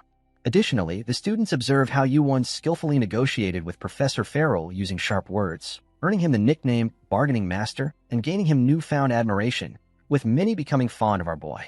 However, this fondness for Yuan does not last long when students see Professor Yamina appear out of nowhere to adjust his brooch, an act that irritates many of them. Yuan, unfazed, tells his classmates that the whole world is talking about them. A slight and Yun, however, struggle to understand the online chatter, as they are unfamiliar with internet slang. Yun is surprised to learn that many students consider Ortama the top prospect, a belief she dismisses as incorrect. She points out that there is someone else in the special class who is far more capable than Ortama. Yun expresses her disappointment that Yu-won failed to notice this, to which our boy explains that he was too engrossed in her sparring match with Ortama to notice anything else. Meanwhile, a slight, still trying to decipher internet slang, cannot understand why Yu-won is famous online. He is particularly puzzled by the title Bargaining Master. Our boy explains to a slight that since the students cannot criticize the person who completely outclassed the top prospect, Yun, they have shifted their focus to him, blaming him for not accepting Erecto's challenge. Yun then chimes in, noting that Yu-won is famous on the internet for another reason entirely. As they talk, a slight notices that Ruchel is sitting far away from the group and asks if they have always been this distant. Yu-won glances at Ruchel and realizes she seems terrified of Yun, making it difficult for her to approach. Our boy wonders if Ruchel is still shaken by what she witnessed earlier and decides to help her feel more at ease with something sweet. Reaching into his inventory, Yu-won takes out a jar and tells everyone to check out the special elixir he crafted using his abilities. The elixir, a concentrate made from thousands of fruits, is designed to promote overall stat growth. Initially, Yun and a slight see nothing remarkable about the jar, but Yu-won assures them they will be amazed. He asks both of them for bread and spreads the elixir on it. The sweet aroma quickly catches Ruchel's attention, surprising her with its delightful scent. When Yun and a slight taste the elixir, they are astonished. A slight finds it indescribably good, while Yun, who has sampled countless sweets from the Central Plains, declares its taste to be on an entirely different level. Yu-won notices Ruchel drooling over the aroma of the elixir and invites her to join them. Without hesitation, Ruchel quickly drags her chair toward Yu-won and asks our boy if he can make her a sandwich using the special elixir. Yu-won smiles and responds that it's easy. The moment Ruchel tastes the sandwich, she experiences pure bliss, savoring the elixir's essence, which captures the true flavor of fruit. She declares it the most delicious fruit flavor she has ever tasted. A slight is astonished that Yu-won was able to create something so remarkable using his abilities. Yun, equally impressed, asks our boy if she can have more of the elixir. Yu-won assures her she can have as much as she likes. Yun remarks that the elixir feels incredibly precious, but Yu-won reassures her that it isn't expensive and that, as a team, they should share good things. He suggests she see it as a return favor for the kindness she showed him earlier. However, Yun feels that isn't enough, so she resolves to personally teach Yu-won a martial art in return for the elixir he shared with her. The scene shifts to the training room, where Yun and Yu-won teleport so Yun can teach our boy a martial art as a return favor for the elixir. Yun remarks that this place is suitable, as it allows her to move freely and gives her a strange sense of calm. Yu-won quickly realizes that this training room reflects the psychological environment of its user, something he finds fitting for a union class. Our boy asks Yun what she plans to teach him, joking that it had better be something good since he left his meal unfinished to come here. Yun, seemingly ignoring his comment, grabs a wooden sword from the equipment rack and begins swinging it with precision. She warns Yu-won not to move carelessly and deliberates on what technique she should teach him. Yun then takes a proper stance and thrusts the wooden sword toward Yu-won, stopping just short of hitting him. She ensures she doesn't injure him before his upcoming fight. The thrust is executed so flawlessly, with neither hesitation nor doubt, that it is hard to believe such a piercing strike was performed by a human. In that brief moment, Yu-won experiences a revelation and discovers a new concept, insight. Yu-won struggles to understand why he grasped the concept of piercing, even though he is learning swordsmanship. Noticing that Yu-won seems lost in thought, Yun tells him to focus and pay attention. She explains that a thrust does not exist in just one form. Yun informs our boy that a thrust can be executed with a sword, elbow, leg, or even an ankle, and what she is currently demonstrating is the most basic and fundamental meaning of a thrust. She further elaborates that a thrust is defined not only by the number of times it is performed, but also by the angle and, most importantly, the force or aura behind it. Yun mentions that while there are countless variations of thrusts, the ones she has shown Yu-won are the ultimate basics. Yu-won is amazed by Yun's clear and insightful explanation. He realizes that her mastery of a single concept to its utmost depth feels far more profound than combining several concepts together. To our boy, this refinement epitomizes the essence of thrust, as demonstrated by Yun. When Yun asks him to try it himself, Yu-won agrees, warning her to bear with him since it will likely be a clumsy imitation. Yun remarks that if Yu-won were able to perfectly replicate her thrust on the first try, it would render the years she spent mastering it meaningless. However, before she can finish her thought, Yu-won flawlessly executes a thrust, leaving Yun shocked. It is nearly impossible to grasp the concept so quickly after seeing it just once. Despite his success, Yu-won feels that he still hasn't fully replicated it. He attributes this to his prior habit of focusing too much on mixing concepts, as her boy believed he could only strengthen them by combining or adding elements. Now, Yu-won realizes he was mistaken. True strength lies in refining what he already possesses. He continues to ponder why he received the character for penetration when there are many other characters related to thrusting, as a deadly move that must pierce its target without fail. Exhausted from practicing, Yu-won finally hears Yun telling him to stop. She advises him not to push himself too hard from the very beginning, encouraging him to take it slow for better results. Yun advises Yu-won to remember what she showed him earlier and suggests he try it again later in a larger space or against an opponent he can truly fight. As Yu-won sits there exhausted, he suddenly receives a flurry of system messages, startling him. He discovers that his stats have increased significantly, merely from practicing sword swings. The system reveals that Yu-won has understood and internalized the concept of martial arts, allowing him to incorporate swordsmanship as a subconcept of it. Additionally, our boy has grasped and internalized the concept of penetration, and he has also successfully observed and understood the concept of movement. This progress has raised the depth of his eyes of infinite reading to 110. What shocks Yu-won the most, however, is that his newly acquired concept of perception has already reached 16, and his swordsmanship, a stat that hadn't improved much no matter how many goblins he defeated, has now jumped to 20. Yu-won begins to wonder if it's even possible for his combat abilities to double so dramatically overall. As he processes this extraordinary growth, Yun comments that she hadn't expected to lose out like this. She admits she didn't foresee Yu-won mastering the essence of the technique, a concept free from the confines of any specific weapon. Yun gives Yu-won an envious stare, while our boy explains that he simply followed her movements without realizing it. Yun replies that if merely showing something made it easy to understand and imitate, then no one would struggle to master anything. Our boy counters by saying that the reason he executed it so well might be because of Yun's excellent teaching. He adds that when he watched her movements for the first time, he could sense the profound depth behind them. It made Yu-won wonder if a person could truly train to such a level, and this thought captivated him so deeply that he lost track of time for a moment. Hearing this, Yun becomes slightly embarrassed. Although they haven't known each other for long, Yu-won says such things with ease. Perplexed by her reaction, Yu-won brushes it off and praises Yun's teaching, suggesting that she can leave the elixir to him from now on. However, Yun dismisses the idea, saying it doesn't compensate for what she taught him today. Confused, Yu-won asks Yun how he can properly return her favor. Yun responds that Yu-won doesn't need to worry about repaying her, as she plans to make up for today's loss over time. She warns our boy to be prepared. Yun then reminds Yu-won that it's time for their next lecture, and suggests they head out quickly. Still somewhat confused, Yu-won nods, and the two of them teleport together to the lecture hall. The scene shifts to Rachel, who is minding her own business while walking toward the lecture hall. She is abruptly stopped by a group of hooligans who confront her and demand to know her identity. The delinquent corners Rachel against the wall in an attempt to flirt with her, startling the poor girl. Witnessing his classmate being harassed, a slight steps in between them to protect her and demands to know what business the delinquent has with Rachel. Instead of backing down, the delinquent snaps and insults a slight, calling him a lowlife who shouldn't interfere. Agitated but holding his ground, a slight braces for a confrontation. Before the situation can escalate further, Yu-won and Yun arrive at the scene from their training, hurrying to catch their class on time. Spotting a slight and Rachel confronting a group of students in the hallway, they approach and greet them.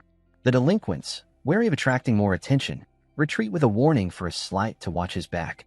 Yu-won looks on, confused, having missed the context of the altercation. Rachel, however, expresses her gratitude to a slight for standing up for her. Although visibly angry about being insulted in front of his friends, the slight manages to keep his composure. The group then moves on to their class, where they learn about the history of the Union, beginning with the materialization of the tower in the primal dimension and the subsequent founding of the Academy by the Chancellor. The delinquents, however, seem more interested in being creepy than attentive, snapping pictures of Rachel without her consent.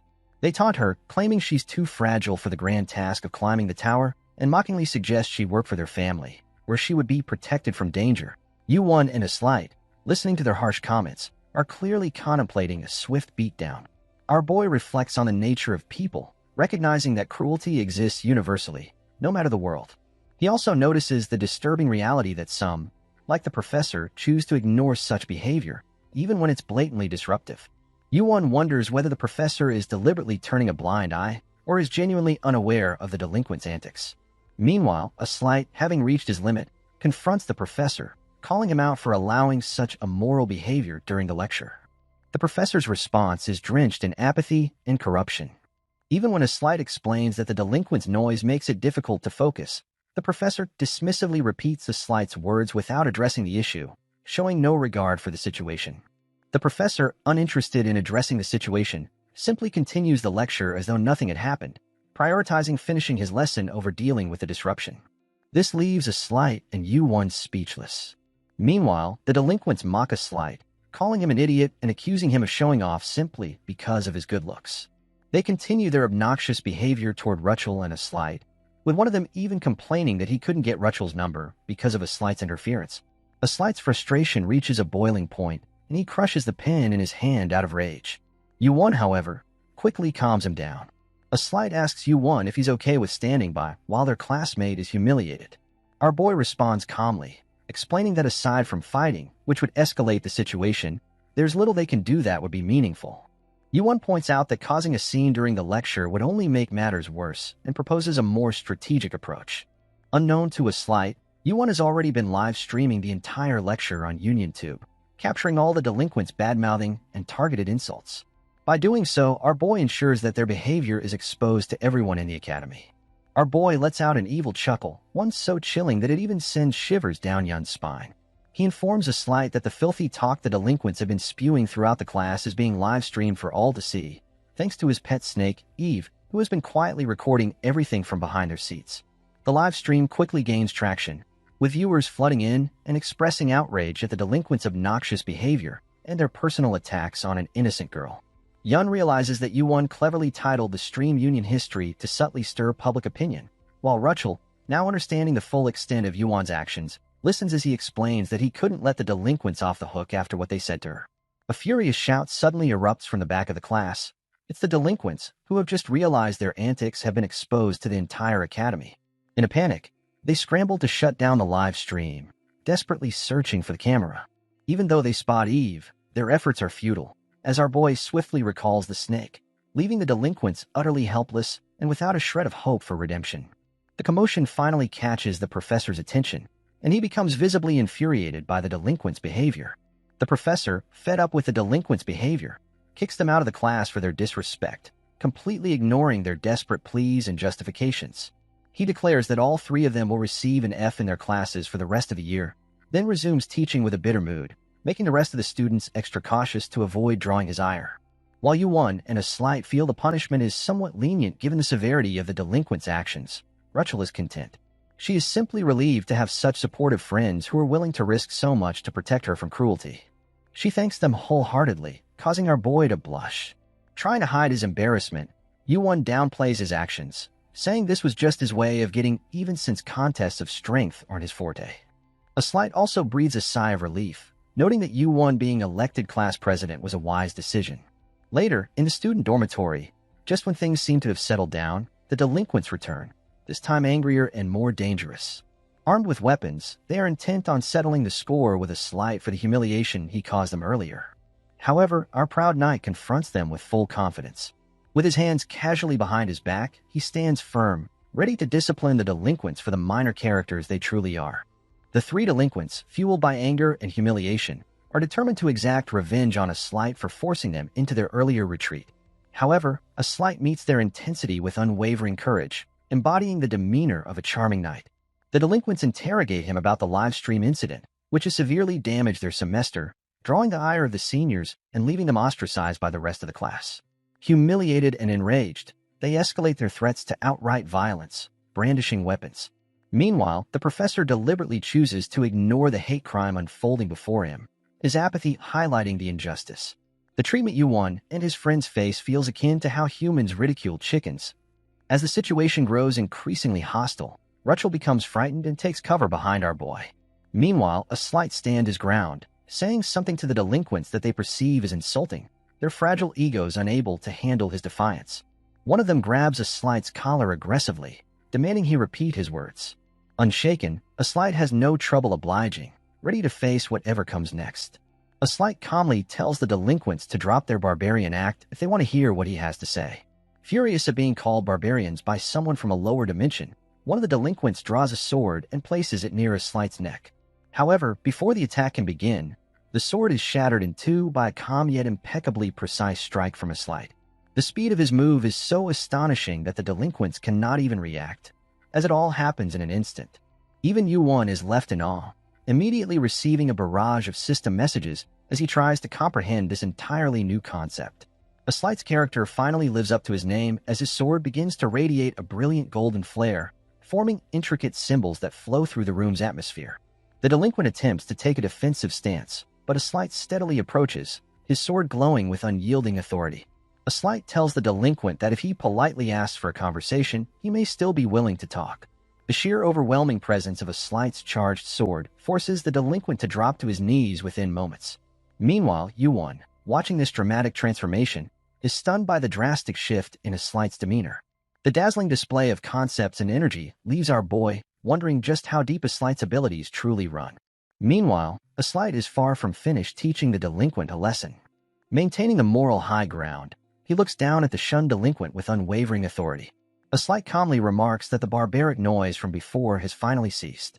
After receiving what he deems a proper greeting, he decides to take his leave. The other delinquents, visibly trembling, can do nothing but watch as their partner in crime struggles to rise, crushed by the sheer weight of a Slight's overwhelming pressure. Turning his attention to the professor, who had been sitting idly and watching the drama unfold, a Slight confronts him. The professor, having chosen to stay out of the conflict, nervously attempts to justify his inaction by labeling the confrontation as practical sparring, something the Academy ostensibly encourages.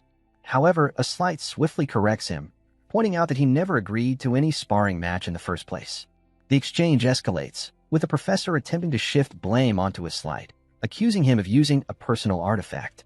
A Slight, unfazed, counters that he was merely defending himself against an unprovoked attack, leaving no room for the professor's flimsy excuses.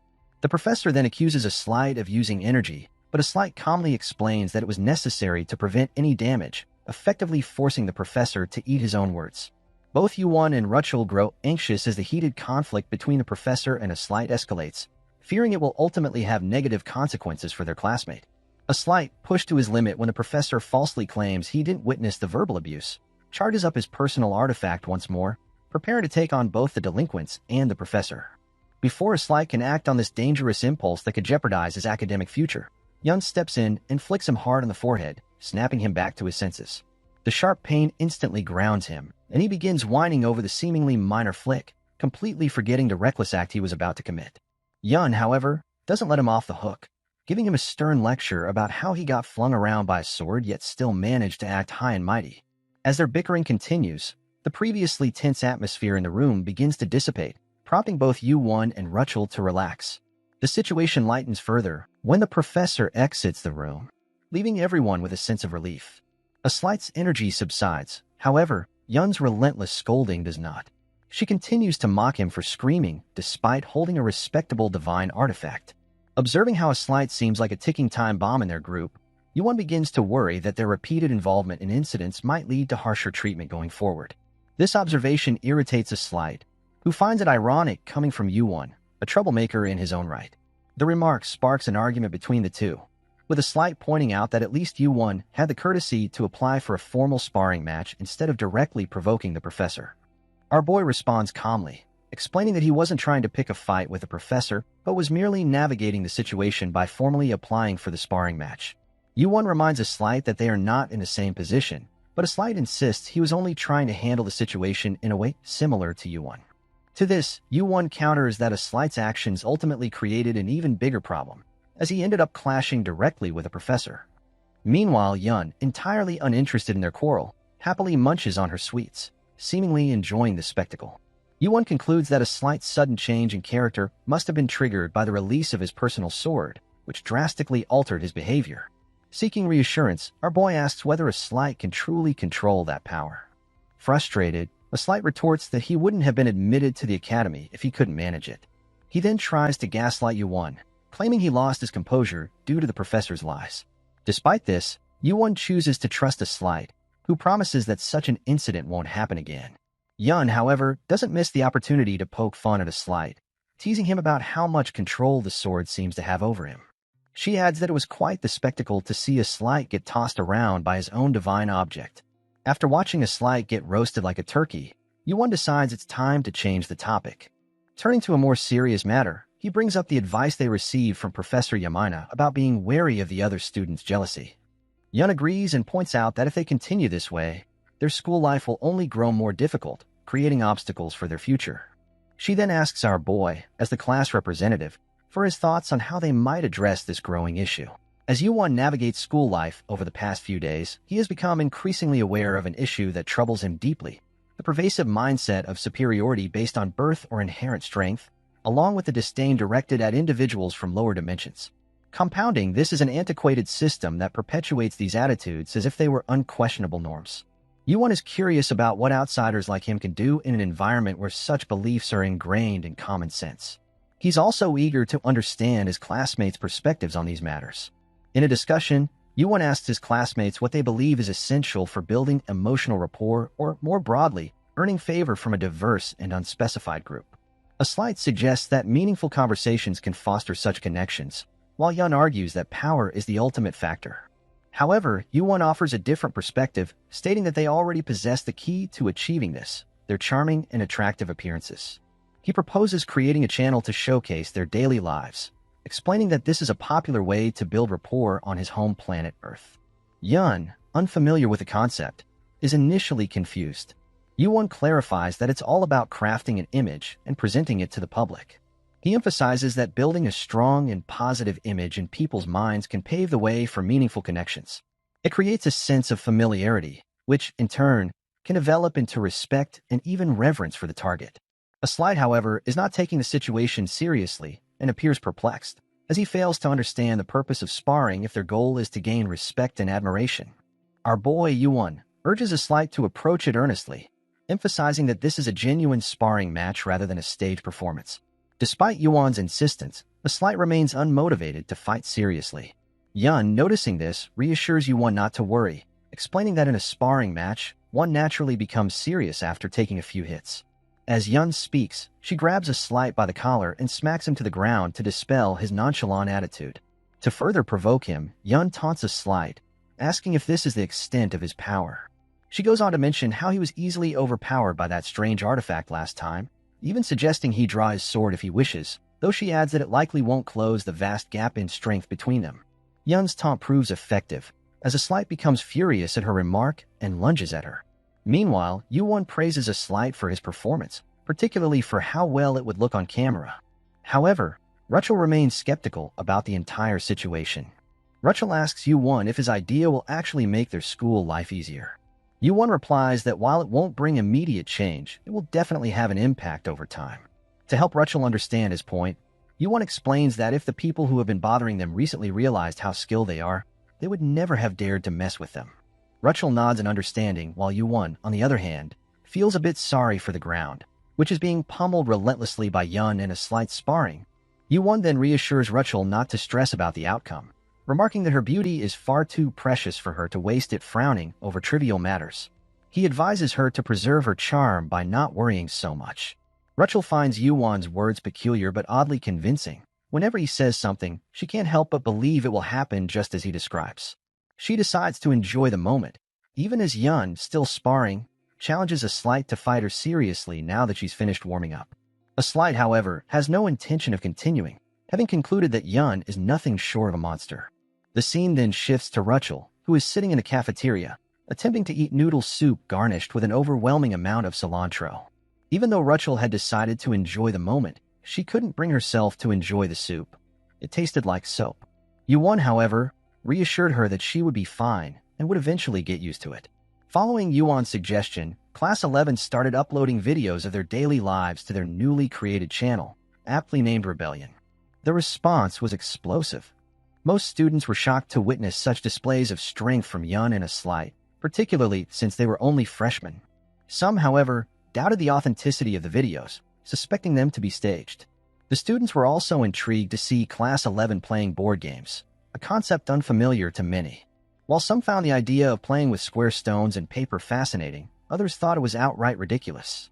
Class 11 further boosted their image by sharing their interactions with Professor Yamina, which added a layer of credibility and respectability to their content. However, a few students couldn't hide their jealousy toward Yu-won, envying him for the opportunity to spend time with such charming ladies. Many students found Rachel particularly captivating and even agreed with her opinion that the school lunch was subpar, tasting like soap. The students continued to eagerly follow the channel's updates and were excited to notice a scheduled live stream for the following day. This is particularly surprising since tomorrow is the day the students are scheduled to climb the tower. The scene shifts to Yu-won, who is with the rest of Class 11, astonished to discover that their channel has gained over 1,000 subscribers in just one day. A Slight, on the other hand, is shocked and somewhat mortified to find that the most popular video on the channel is the one where he gets beaten up. As Class 11 reviews the progress of their channel, they are joined by Professor Yamina, who is impressed. She remarks that in a place like Union Academy, a top-dimensional institution filled with such incredible phenomena that wonders are taken for granted, no student had ever thought to create media content. She notes that Class 11's channel has cleverly tapped into the everyday wonders that surround them, creating something truly unique. Professor Yamina admits that even she would not have considered creating an entertainment and connection platform. Our boy Yu-won explains that their channel's success largely stems from the first sparring video, which went viral. A Slight, meanwhile, is quietly lamenting the popularity of his defeat, but no one pays attention to his tears. Instead, Professor Yamina redirects everyone's focus to the task at hand, reminding them that today is the day they will enter the tower. Professor Yamina asks if everyone is properly prepared, and our boy realizes he is the only one still in a school uniform, while the rest of Class 11 is dressed in more practical attire. The others explain that, since the tower will involve one battle after another, they chose outfits that allow them to move comfortably and feel safest while fighting. Professor Yamina then asks Yu-won if he is comfortable wearing his uniform. Yu-won responds that the uniform is enough for him. Reflecting on his past, he realizes that the peaceful life he led before didn't require specific clothes for fighting. However, he accepts that this is the life he has chosen and the place where he will fight for survival. With this in mind, he decides to stick with his academy uniform. After confirming with Yu-won, Professor Yamina concludes that everyone is ready. She teleports with Class 11 to the Tower of Babel. Upon arriving, the group is immediately recognized by a crowd of students who are amazed to see the members of the Rebellion channel in person. However, Rachel appears distracted, looking around uncertainly, as she is unfamiliar with this place. Professor Yamina notices Rachel's confusion and clarifies the situation by explaining that they are standing in front of the entrance to the Tower of Babel. She mentions that the tower has been open since dawn, and although the entry order is based on grade level, they have been placed in the second-year line. Yu-won is amazed to learn that they are the first-year students permitted to enter the tower. Professor Yamina explains that this exception is due to their high visibility and reputation. As they wait for their turn, A Slight notices a group of hooligans, the same ones who had previously tried to bully Rachel, watching Class 11 with a completely different attitude. Yu-won comments that their channel's influence must be so great that even those hooligans subscribe to it. However, Yun points out that not everyone is as supportive, gesturing toward Erecto, who is glaring at them with clear hostility.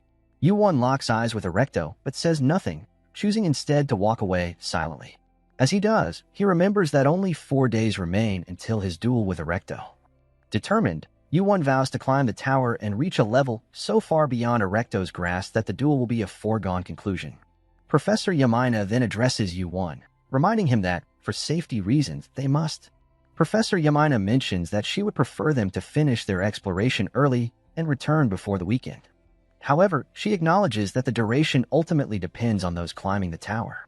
She then asks Class 11 how many days they estimate the exploration will take. Yu-won turns to his classmates, asking if he may answer on their behalf, as they all seem to have reached the same conclusion. Everyone agrees, and our boy confidently informs Professor Yamina that it will take 2 nights and 3 days to complete their exploration. He assures her that they will return right on time. Hearing this, Professor Yamina wishes them luck and instructs them to be as cautious as possible during their journey.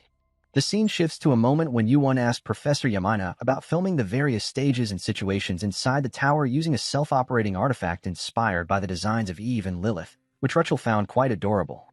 Professor Yamina responded that recording inside the tower would be futile because its structure changes constantly, something our boy was unaware of. A slight pointed out that this detail was mentioned in the basic manual and advised Yu-Won to read it. He also noted that machines brought from outside the tower tend to break down quickly. Unsure why this happens, a slight asked Professor Yamina for clarification. She confirmed that the information was accurate but didn't elaborate further. Professor Yamina then explained the tower's internal structure to the class, describing how each floor is referred to as a room. When one defeats the monsters in a room or overcomes its traps, the space itself moves the party to the next room. She further explained that this unique structural phenomenon is known as shift within Union Academy. The more shifts a group experiences, the deeper they have penetrated into the tower. Our boy asked Professor Yamina if the room always moves during a shift. Professor Yamina nodded, explaining that once a party passes through a shift, they can never return to the same room. A slide, however, seemed less interested in mechanics of rooms and shifts and was more concerned about the tower's monsters and traps. He asked the professor if the types of monsters and traps change as one progresses through the tower. Professor Yamina confirmed that with each shift, the monsters that appear are different and increasingly stronger, and the traps become more challenging as well. Yun, who had been silent throughout the discussion, suddenly asked Professor Yamina what would happen if someone died while climbing the tower. Her question startled everyone present, as they realized they had nearly overlooked one of the most critical aspects of the challenge. Even Professor Yamina appeared momentarily taken aback by the question. However, she reassured Yun that, contrary to her concerns, challengers do not actually die in most areas of the tower, even if they are killed. A slight and Yu-Won both breathed a sigh of relief upon hearing this. Professor Yamina then elaborated further, explaining that when someone dies in the tower, they are transported back to its entrance. Yu-Won gasped upon hearing this and asked Professor Yamina if they would have to start from the first floor again. The professor reassures him that they do not have to start over. Their student identity cards record their progress. When they re-enter the tower, they can resume from the last shift they reached. She emphasizes that this makes the student identity card an essential tool for climbing the tower. Yu-Won and Aslight are amazed by this revelation, comparing it to a roguelike game with a mid-save function. The idea that they could revive and attempt the challenge as many times as they wanted was both exciting and reassuring. However, Yun remains skeptical and points out a critical detail. She recalls that Professor Yamina mentioned challengers do not die in most areas of the tower, implying that there are exceptions where death is possible. This means the tower does not guarantee their absolute safety. Professor Yamina falls silent for a moment, then praises Yun for her keen observation. She confirms that, in certain exceptional circumstances, it is indeed possible for challengers to die within the tower. The scene then shifts to Class 11 fighting Clawscyther, a notorious monster infamous for devouring all of an explorer's equipment and rendering them disarmed. However, this is not a problem for Class 11, as Aslight and Yun easily dominate the Clawscythers. Yu-Won, on the other hand, is focused on trying to extract the concept of fire. Despite being able to clearly sense it, he cannot successfully extract it. Our boy is puzzled, wondering why he struggles here when he could easily perform this task in other dimensions. He feels that solving this mystery might be the key to unlocking a new ability. Yun notices Yu-Won staring at the fire for a long time and calls him out. Yu-Won quickly tells her that he zoned out for a moment. Yun then asks if he has discovered anything, reminding him that he had requested some time to figure something out. Yu-Won admits that he tried to extract the flame but was unsuccessful. Yun expresses her disappointment, remarking that if Yu-Won had succeeded, they could have used the tower's terrain to their advantage. In response, Yu-Won jokingly asks Yun not to make such frightening predictions about the potential of his abilities. As they talk, a Clawscyther suddenly leaps at Yun from behind. Before it can reach her, Yu-Won destroys it using Eve, his self-operating artifact. Yun is impressed by the magnificent form of Eve in battle. In its dormant state, the artifact appears as nothing more than an adorable little snake, but in action, it proves to be a formidable tool. Our boy then orders Eve to handle the remaining Clawscythers, which amazes Yun as she watches its incredible speed. However, Yu-Won informs her that Eve has even stronger forms, though they can be a bit noisy. Yun, unimpressed, quips that none of Eve's forms could possibly be noisier than Rachel, who is screaming at the top of her lungs while fighting. Yun finds their approach to battle somewhat ridiculous, remarking that the basics of combat involve staying hidden and avoiding detection. Fighting loudly in a place like this goes against all logic. Yu-Won, on the other hand, sees Rachel's fighting style as purely instinctive and unique. Yun struggles to endure Rachel's constant shouting when, to her surprise, Aslight suddenly starts screaming as well. Annoyed, Yun wonders aloud if they plan to make a fuss with every swing of their weapons. Despite the commotion, Aslight and Rutchel manage to handle the majority of the Clawscythers with ease. This leads Aslight to believe that monsters like these are no longer a threat to them. However, just as Aslight finishes speaking, Yun senses a powerful energy nearby. She quickly warns Aslight not to let his guard down. Moments later, the energy begins to concentrate in their location, leading Yun to believe that a far stronger foe is about to appear. Aslight asks Yun if the energy she sensed belongs to an elite monster, to which Yun responds that it is most likely the case. Aslight then turns to our boy and suggests using his ability to confirm if there is an enemy nearby. Yu-Won, already prepared for this, activates his eyes of infinite reading. He quickly notices something emerging from the ground and realizes that it is an obelisk. Without hesitation, he orders Rutchel to take a stance and destroy the obelisk in front of her. Rutchel wastes no time, rushing forward and shattering the obelisk into pieces before the elite monster has a chance to fully materialize. Her swift and decisive action leaves the rest of Class 11 surprised and impressed. As the obelisk crumbles, Yu-Won notices it has dropped a bright pink enhancement core. He wonders if such a rare item usually drops this easily. Rutchel picks up the energy core with her bare hands, but as she does, our boy observes a strange change in Rutchel's hair. Yu-Won notices that Rutchel's hair has darkened, which surprises him.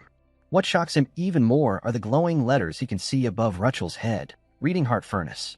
This makes Yu-Won wonder if the system is referring to the furnace of the heart, a concept that burns emotions as fuel to gain power, similar to the traits of a berserker. Reflecting on Rutchel's instinctive and emotionally charged fighting style, Yu-Won thinks this transformation aligns with her abilities.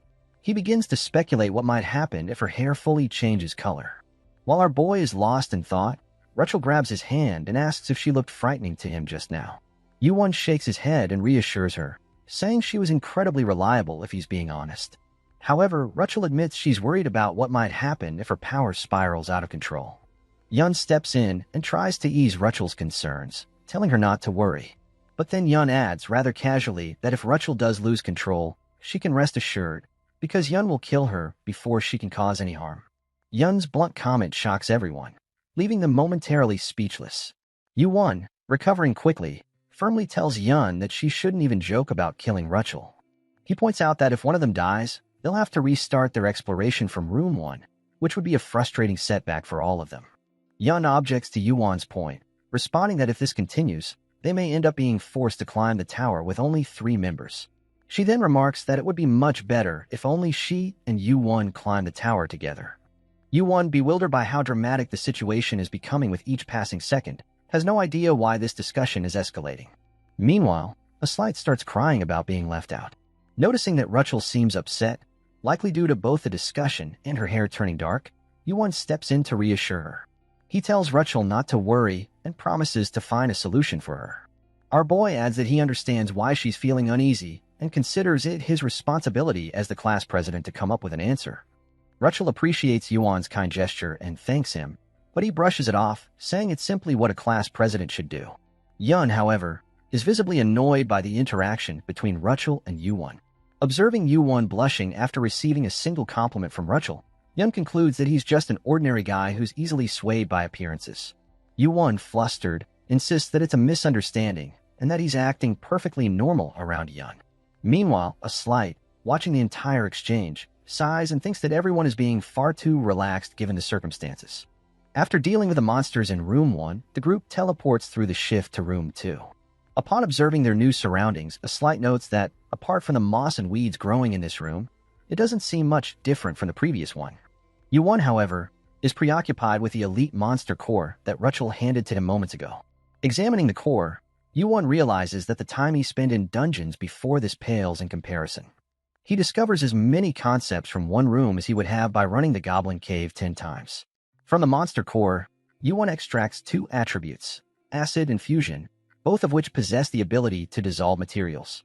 He deduces that these attributes likely originated from the Clawscythers they defeated earlier. Yu-Won decides to imbue the fusion attribute into his sword, believing it will enhance its capabilities. As for the acid attribute, he chooses to give it to his snake, Eve. While feeding Eve the acid attribute, Yun suddenly appears behind him and comments on how quickly Eve has grown stronger. Both Yun and Eve, however, are startled by an unexpected disturbance. Turning to Yun, Yu-won tells her to stop sneaking up on him and speaking like that, clearly unamused by her habit of catching him off guard. Yun, instead of admitting her mistake, tells Yu-won that he wouldn't be so easily startled if he trained his senses more. As they continue their conversation, a Slight suddenly senses something approaching and warns them to stop fooling around, as the monsters in room 2 are about to appear. He urges them to take things more seriously, but before he can finish, a beam passes by his ear. The beam was fired by Yun, who remarks that room 2 doesn't seem much different from room 1. She nonchalantly adds that no matter how careless a lion might be, it would never be killed by an ant bite. The monster in room 2, however, is no ordinary foe. It is an evil spirit, a malicious entity that specifically targets the magic within humans. A Slight, unimpressed by Yun's attitude, retorts that overconfidence can lead to being caught off guard when one least expects it. In response, Yun suggests letting Ban Yu-won handle all the fighting in room 2.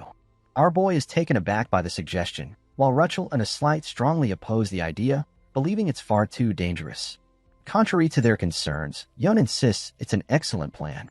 She explains that Yu-won needs to develop his abilities quickly to perform better in the upcoming sparring match next week. Yun asks Yu-won for his opinion on her suggestion. He responds that she's been acting mischievous since earlier, but decides to handle things on his own for a while.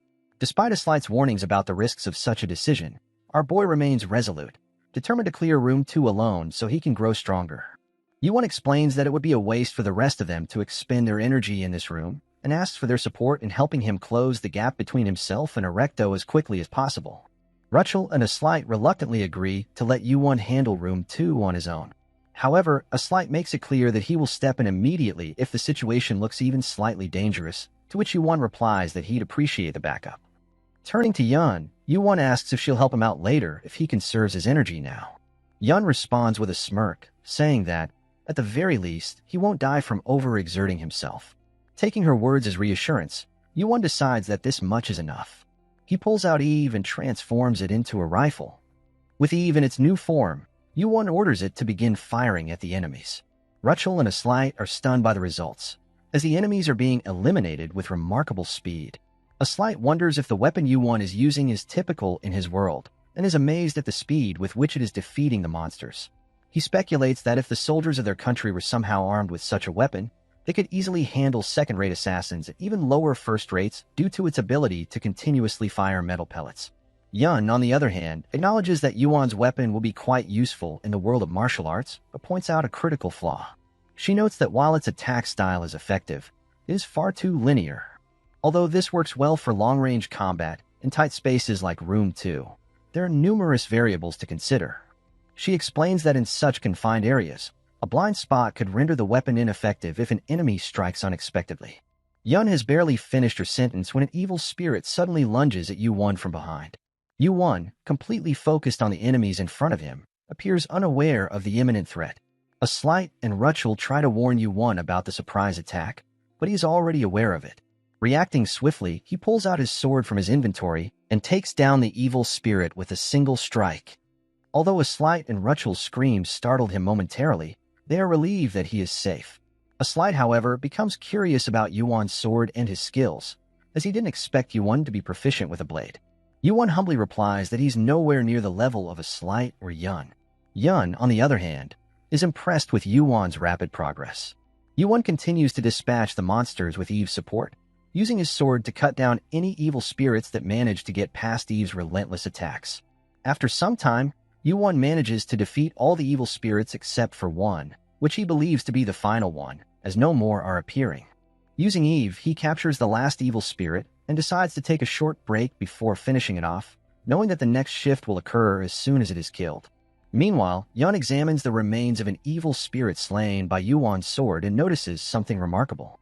The sword's edge appears to melt and disintegrate the evil spirits. This amazes her, as Yu-won had only just gained these abilities from the previous room a short while ago. Considering the earlier surprise attack from the monster and the way Ban wielded his sword, it becomes clear to Yun that Ban has not lived a life immersed in battles. This realization surprises her, as it doesn't make sense for someone without such experience to grow at such a ridiculously fast pace. A Slight is equally impressed by Ban's resourcefulness, especially after witnessing how Ban controlled the shift by capturing a monster and delaying its death, something Rachel believes is an idea one would expect only from a seasoned student. Yun approaches her classmates and praises Ban's last attack, though she advises him not to become too focused on his quick sword strikes. She adds, however, that it's still far better than being a fool who swings a sword mindlessly. A Slight immediately picks up on Yun's veiled insult, realizing she's targeting him with her comment. He defensively responds, insisting that he is not a fool because he fought hard earlier. Feigning innocence, Yun denies, implying that anyone among them is a fool. Yet she continues to troll a Slight, suggesting that shouting while slashing shadows is something only a fool would do. Frustrated, a Slight retorts that he can't help himself. It's simply the way he learned to use a sword. While they are fighting, Yun takes out a soda, pops it open with a sizzle, and casually comments on how her classmates seem to have endless energy, fighting even during a break. Meanwhile, the other three give Ban an intimidating look. Alerted by the fragrant aroma coming from the can, Ban is drinking all by himself. Ban explains that the soda isn't from his world. Rather, it's something sold outside Union Academy as well. The three of them point out that Ban is the only one who has the privilege of going outside, so they can't buy it themselves. Realizing his mistake, Ban quickly apologizes for drinking it alone. He blatantly lies, saying he didn't bring much even though he wanted to share. To justify himself further, Ban adds that the soda is only effective when someone is exhausted, so drinking it now would be pointless. He tosses the soda can back into his inventory, trying to defuse the situation. Yun, however, decides that if exhaustion is the key to getting the soda, she'll take charge of clearing room 3 herself. This sudden change of strategy surprises Ban, especially since Yun had previously insisted that he should clear the rooms alone to become stronger for the upcoming fight. However, it becomes clear that Yun's motivation is less about strategy and more about wanting to try the soda Ban was drinking, as it's likely a flavor she hasn't had before. Yun, unwilling to let Ban keep the soda all to himself, insists on her claim. However, a Slight reminds her that the drink was Ban's to begin with. Ban decides not to engage in the argument and concludes that now that they've rested enough, it's time to move on to the next room. He kills the last weakened evil spirit that he had left in Eve's care, triggering the next shift. During the shift, Ban takes a moment to check his internal code and is surprised to see his stats. His overall capabilities have finally reached the level of an average academy student. More impressively, his swordsmanship and piercing techniques have reached 36 and 26 points, respectively, despite having learned these skills only a few days ago and practicing them briefly in a tower. Ban resolves to focus more on developing his swordsmanship, as he believes that the outcome of his sparring match next Tuesday will hinge on how much he can refine his martial arts. He is acutely aware of the significant difference in strength between himself and Erecto, with a gap of over 200 strength points. Ban knows it's unrealistic to close such a massive gap by the weekend, no matter how hard he trains. However, after learning martial arts from Yun, Ban has come to understand that while acquiring new abilities is essential, nurturing and mastering the ones he already possesses is equally important. Ban considers that he could further improve his martial arts if Yun were to teach him one more time. However, he quickly realizes that instead of relying on Yun, who is already exceptionally strong, he should focus on improving independently to maintain the balance in their relationship. Determined to find a solution, Ban begins pondering ways to enhance his skills on his own. As he becomes absorbed in his thoughts, a Slight snaps him back to reality, urging him to focus on their current situation. Ban suddenly becomes aware that all of them are falling from the sky. Ban quickly realizes that for some reason they are not on solid ground and are plummeting toward sharp spikes pointed menacingly upward.